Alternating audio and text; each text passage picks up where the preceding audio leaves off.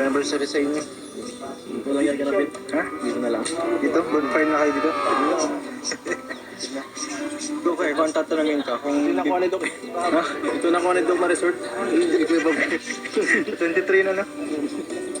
Ito kayo, kung tatanungin ka, kung bibigyan ka ng material na bagay sa anniversary, Ano yun? Bibigyan ka ng gift. Wala? Ah, di ka marami na akong ano eh. Anong mas gusto mo? Kaya ko nang bilhin eh. Anong mas gusto mo? Presents lang yan. Pesos lang niya? Ang bira.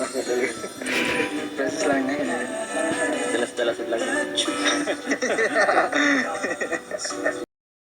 So ayan mga ka-EDSA, ayan, hindi po kailangan ni Kalingap Ido or ni Javi ng regalo sa kanilang first year anniversary ni YPBMC.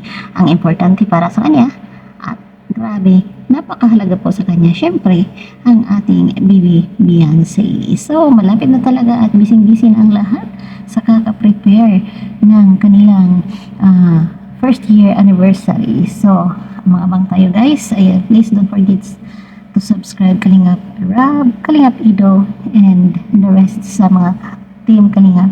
Syempre, ayan, pamasko niyo lang po sa akin ang aking, pakisubscribe na rin po ang aking munting channel. Thank you, bye-bye!